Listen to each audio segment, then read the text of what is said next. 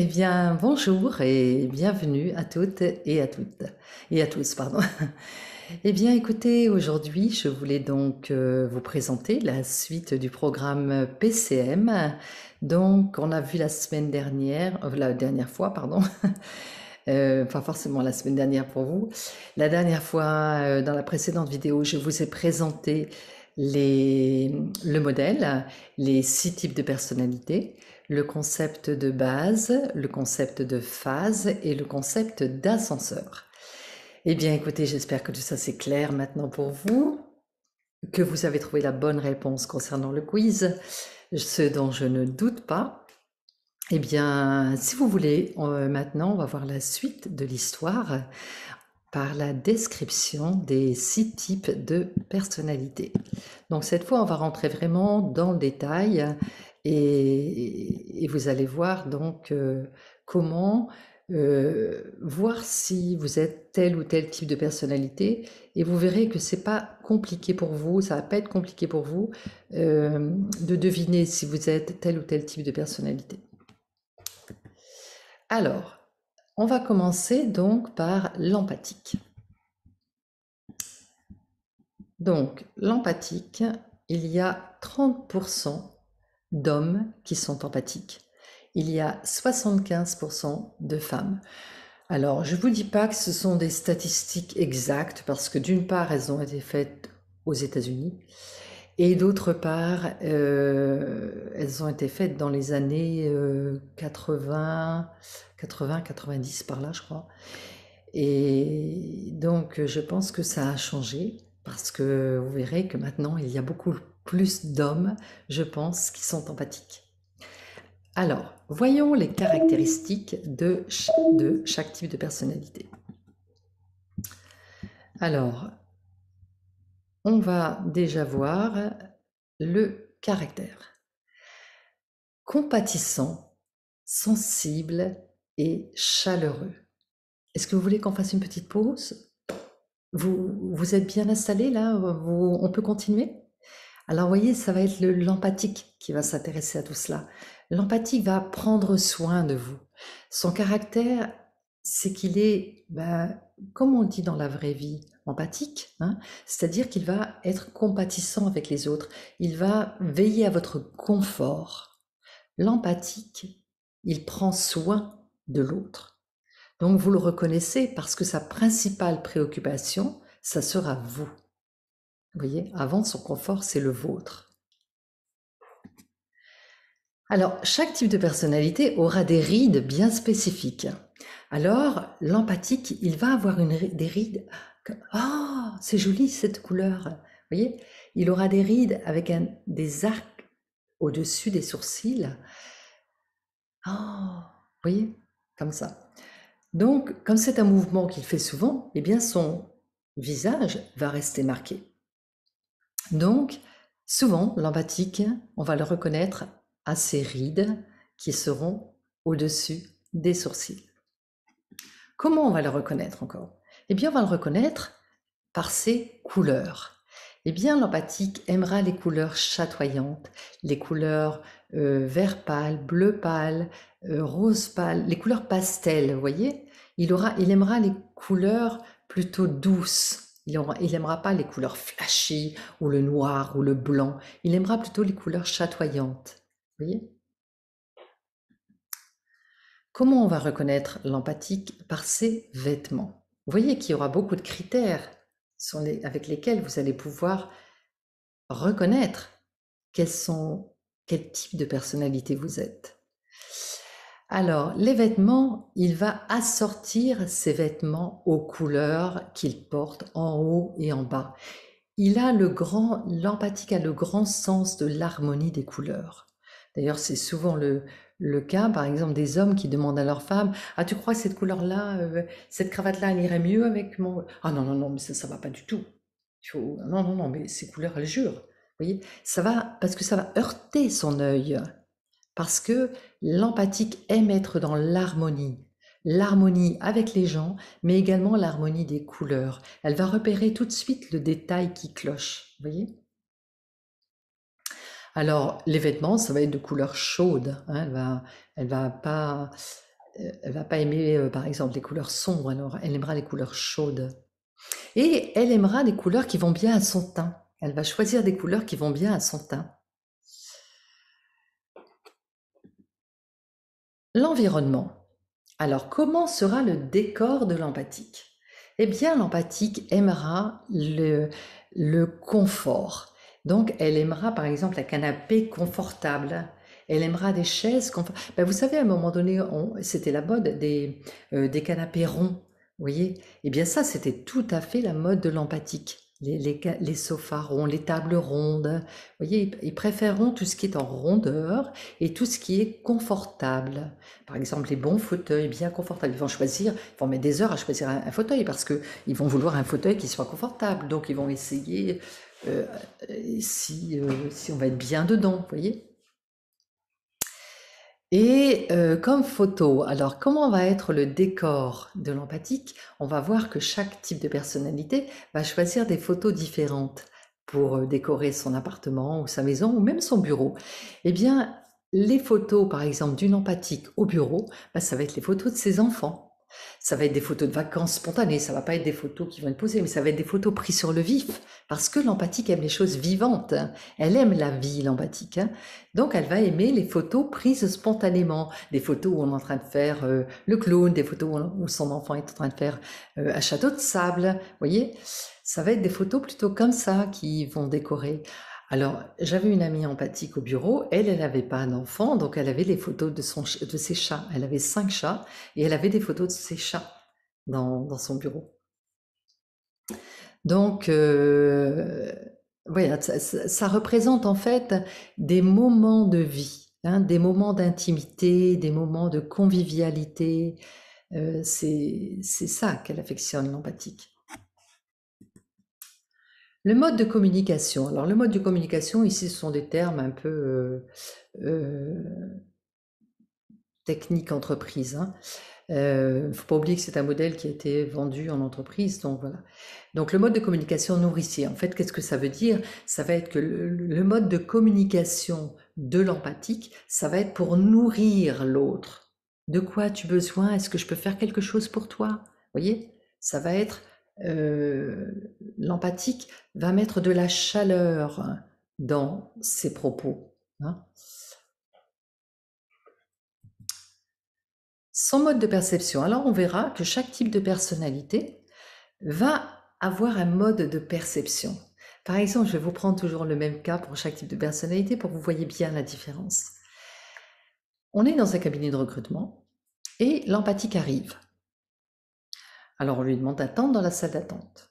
Eh bien, elle va s'installer dans la salle d'attente et son mode de perception, ça va être l'émotion.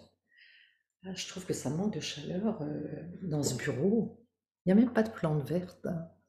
Oui, alors elle va aimer les plantes vertes dans son bureau. C'est froid, je trouve que c'est froid, hein. C'est pas très, je trouve que c'est pas très convivial, quoi. Vous voyez, elle va intérieurement se connecter à ses émotions et voir ce qu'elle ressent comme ambiance dans cette entreprise. Son premier mode de perception, ça sera l'émotion. Je trouve que la personne à l'accueil, elle n'est pas très chaleureuse, hein. Franchement, même pas à peine un bonjour. Oui, vous allez, c'est au fond à gauche. Je trouve que ça manque un peu de chaleur ici. Je ne sais pas si je vais me plaire. Voilà, ça va être son mode de perception à l'empathique. Les besoins psychologiques. Alors ça, c'est très important, c'est ce que je vous disais. Chaque type de personnalité a un besoin psychologique à satisfaire. Et donc, le besoin psychologique, c'est le besoin d'être reconnu pour sa personne. C'est-à-dire qu'elle a besoin que vous la reconnaissiez en tant que Catherine, Martine, Jean-Claude, et non pas... Alors j'avais une amie qui était empathique et elle était intérimaire. Et le pire, elle me dit, le pire qu'on m'a fait, Christiane, tu te rends compte? Ça fait quand même 3 semaines que je suis dans cette entreprise et j'entends mon manager qui dit, vous pouvez donner ça à l'intérimaire. À l'intérimaire, quoi. Il connaît même pas mon prénom. Alors, vous voyez, ça, il n'y a rien de pire pour une empathique. Une empathique, elle a besoin que vous la reconnaissiez en tant que personne. Vous dites, ah vraiment, j'aime beaucoup ta présence. Je suis vraiment très heureuse que tu aies intégré cette équipe parce que vraiment, tu mets du lien dans toute l'équipe, tu apportes la chaleur dans toute l'équipe et le confort. Et les gens se sentent bien depuis que tu es là. Là, l'empathique va être très contente. Pourquoi? Parce que vous êtes en train de la reconnaître pour ses qualités humaines. C'est extrêmement important pour l'empathique. Ah chérie, vraiment, je suis contente que tu sois là, tu mets d'un grand réconfort. Voilà, l'empathique, elle ne demande rien de plus. Vous l'aimez parce qu'elle est là et parce que c'est sa présence que vous aimez. Vous voyez? Et elle a besoin de nourrir ses sens. Alors une empathique, pour pas qu'elle déprime, si elle n'est pas reconnue pour sa personne dans le travail, par exemple. Elle n'a pas du tout cette reconnaissance parce que dans le milieu de l'entreprise, on vous félicite rarement pour ce que vous êtes. On vous félicite pour ce que vous faites, mais rarement pour ce que vous êtes. Donc ces besoins-là, pour l'empathique, c'est catastrophique parce qu'ils ne sont pas reconnus. Et donc elle va déprimer. Donc pour ne pas déprimer, eh bien il y a recours. Parce que ce qu'il faut savoir, c'est comment moi je peux satisfaire mes besoins psychologiques. Eh bien il faut nourrir ses sens. L'empathique a besoin de nourrir ses 5 sens. Par exemple, la vue d'un beau paysage, la vue d'un beau lever de soleil, un beau coucher de soleil, la vue d'un beau tableau, le toucher. Elle aime toucher, par exemple, les gens, les vêtements. Ah, j'aime beaucoup ce tissu, je trouve que c'est chaleureux, c'est doux. Vous voyez? Elle a besoin aussi d'écouter, par exemple, écouter de la musique. Ça va la ressourcer. Par exemple, pour le bien-être de ses sens, elle aimera bien prendre un bon bain, par exemple, un bain parfumé avec des huiles essentielles ou avec des parfums agréables et mettre un peu de musique. Et alors là, elle va se détendre, elle va se nourrir, vous voyez, et elle va se ressourcer. Donc, c'est tous ces domaines-là. Ou alors partager un bon repas avec des amis, vous voyez. Donc, le goût, l'ouïe, le toucher, la vue, eh bien, ces 5 sens, quand ils sont nourris, l'empathique va aller bien. Donc, si vous êtes empathique, je vous invite à noter qu'est-ce que vous faites déjà qui vous permet de nourrir vos 5 sens. Comment vous y prenez quand vous allez bien pour satisfaire ces besoins psychologiques. Parce que le jour où vous n'allez pas bien, eh bien, vous pourrez relire vos notes et dire, tiens, qu'est-ce que je pourrais faire pour aller mieux? Voilà, c'est une suggestion. Et enfin, chaque type de personnalité aura une question existentielle qui va mettre en route son scénario d'échec quand on ne répond pas à cette question. Donc, ça va être le déclencheur de votre scénario. L'empathique, son scénario, va être déclenché quand elle va se poser la question « Suis-je aimable ?» Mais non pas aimable, gentille. Suis-je aimable dans le sens digne d'être aimé? D'ailleurs, l'empathique, la question favorite de l'empathique, c'est « Est-ce que tu m'aimes ?» Est-ce que tu m'aimes vraiment? Alors, c'est très drôle parce que j'animais ces formations à une époque dans une entreprise où il y avait une majorité d'hommes. Et il y a un monsieur qui me dit « Ah là là, je reconnais tout à fait ma femme. Tous les jours, elle me demande si je l'aime. » Mais alors moi, je suis très efficace. Vous savez ce que j'ai fait? J'ai enregistré une bande. Vous savez, c'était à l'époque il y avait encore des magnétos. Et je me suis enregistrée en train de dire « Oui, ma chérie, je t'aime. » Et je lui ai offert et je lui ai dit « Tu vois, à chaque fois que tu te poses la question, tu appuies sur le bouton. » Non mais allô, comme on dirait aujourd'hui. Ça va pas le faire. Hein.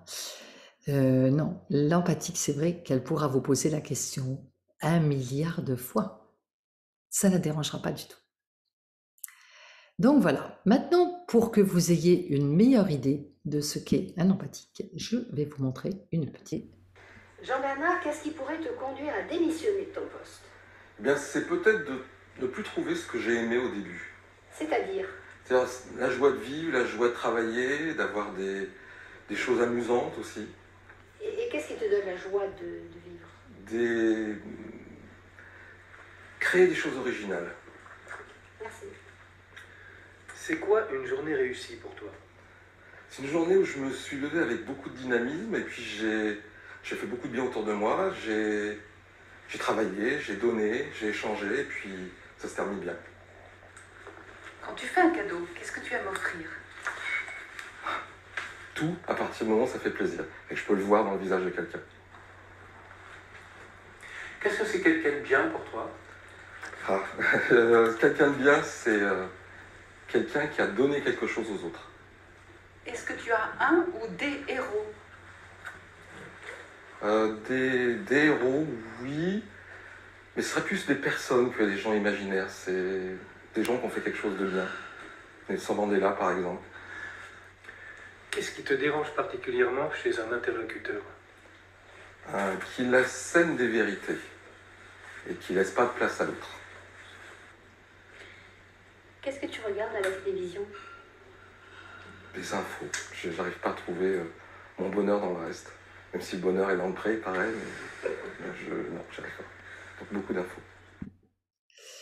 Donc, vous voyez, ici, on a, vous avez reconnu peut-être, ou peut-être pas pour l'instant, mais des réponses d'empathie qui j'aime faire plaisir, j'aime faire du bien, j'aime partager, j'aime échanger.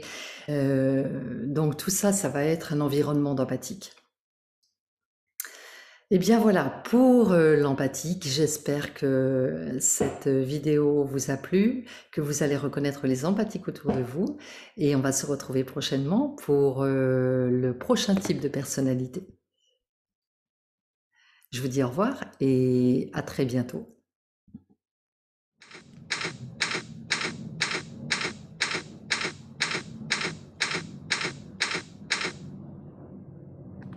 À bientôt.